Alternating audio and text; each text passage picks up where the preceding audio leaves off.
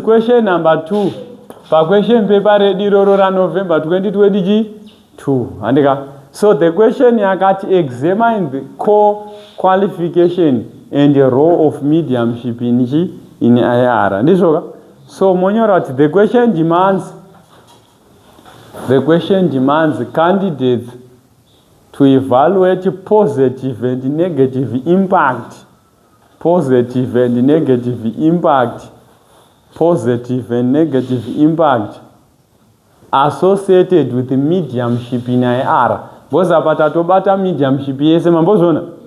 Mediumship yese ya explainwa. Saka tukuda kutsvaga zvakanakira mediumship nezvayakatadza, but I'm going to explain stage by stage kuti question kana yakati yakapa 3 elements atinoita sei positive and negative impact of mediumship in IR tatopedza.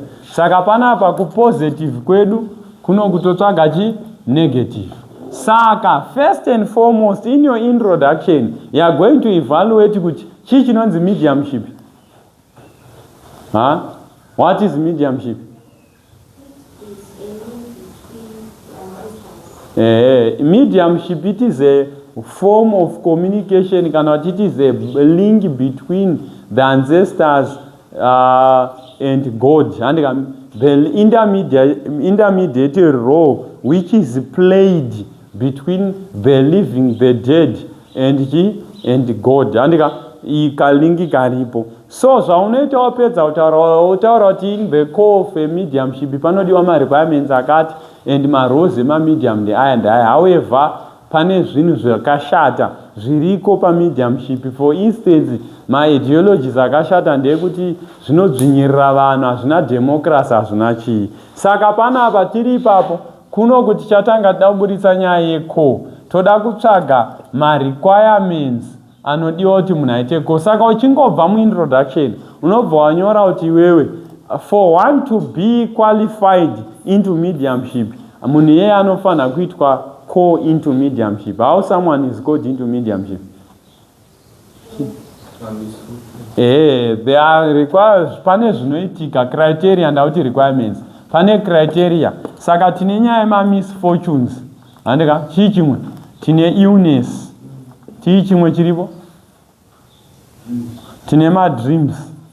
Nema visions.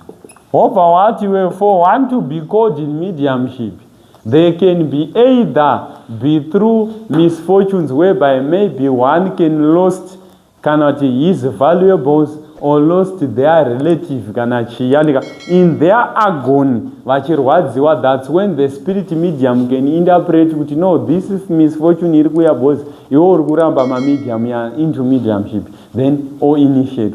Furthermore, it can be through illness. According to J.S. Mbiti, stated that when one is ill, he spends most of their time uri pa bed, uri alone, because vanane vari kure. That's when the spirits they have the time yekutaura newe. Furthermore, we have got dreams. Mediums, they can come in form of your grandmother, of your grandfather, vachikupa ma instruction yekuita or the do's and the zvavanhu unoita nemadhonzi. Then pama visions, you can have ma visions, uchiona vision kutoti mbuya vatoti mzimu iri kuti wototanga kupinda mediumship. Then tapinda mediumship, for one to qualify, ndiwari kutonyora inenge ine ma stages question iyoyo. For one to qualify, though the above mentioned ideologies are the aspect which reveals how one is called, there are certain qualifications that one needs to be into mediumship. Tine morality. In terms of morality, we are explained that one must have moral uprightness. For one to be into mediumship, one must not be munano hura, andega munanoba, munano ponda. Andega azvidiwa upinde mediumship. Then chichimu honest, so that when you come into mediumship, you be not greedy. And above all, unengone munane moyo. And then to enter up, panodiwa munane humbleness, such that you cannot curse people. Because kana wa a medium une spiritual possession, une spiritual realm ra unenge unaro. Zvoti ukakesa munhu anokwanisa kupinda bisi. Chii chimwe chatinacho? Chi? Panopinda maturity inonetsa bosi vana vadiki chava vanopinda into mediumship. Iyoyo ava restitutions after watopinda. Hautange kutotanga kurega kudya zvinhu. Ndo zvatichatozoisa kunoku. Chimwe chati obedient. Handeka? Obedience. One must obey all rules and regulations, including clothing, including even, because some are not allowed even to marry. Some they are only allowed to move from one place to another barefooted only. Hauvumizopfeka boots. Saka you must have the ability to test out unonzwisisa here. Tauran, then is vitapedza. Then wapedza, there are rows. Sorry, mchandiregererawo. Bod rangu idiki. Pama rose atanawo panapa. Ma rose. Andika panapa. What are the roles of my medium? Tinapi? Just to mention kana 3, kana 4. Tinechi?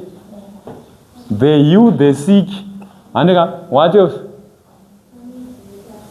Intermediators. What else? What else? Rainmakers.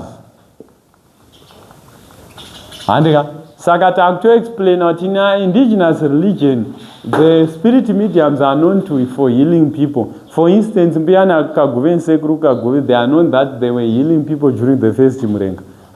Furthermore, Vama intermediate, the ones who inspired the movement of first Chimurenga and the movement for freedom. Why? They were saying that the spirits are being angered by the coming of the whites. And furthermore, they are rainmakers. They are the one who have the ability to institute prayers and anything that is required for rainmaking ceremony to be initiated. And tatopedza neise yedu yapera kwese. Then takuti however, despite the positive zvatachitaura, tine zvinhu zvakashata. For instance, on the core of mediumship, it is not good for one to befell under my misfortunes. Andika, tine nyaya yema misfortunes.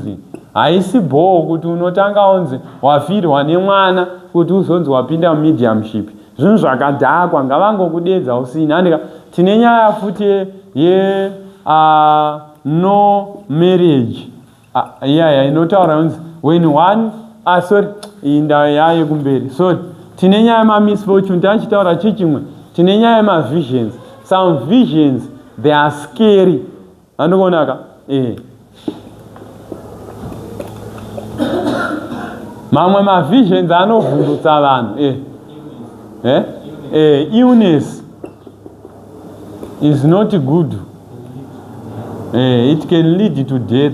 Toenda pama qualification. Pana.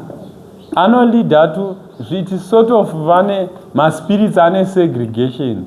How do you qualify? Because people can change at any time. Sakati reviews that my spirits acho vadzimu vanosarudza vanhu ava vane favoritism. Pana in favor. Pana inopinda then kuma rose ma medium vamwe ma false mediums. You cannot, we have got false medium and toita zvino. Andika tine nyaya futi yekuti witchcraft ndo vanhu vari kupa vanhu zvikwambo madzisekuru vachiti tikutava misha zvolead to death nema segregation mumafamily. Ise yobva yaita sei? Yobva yapera.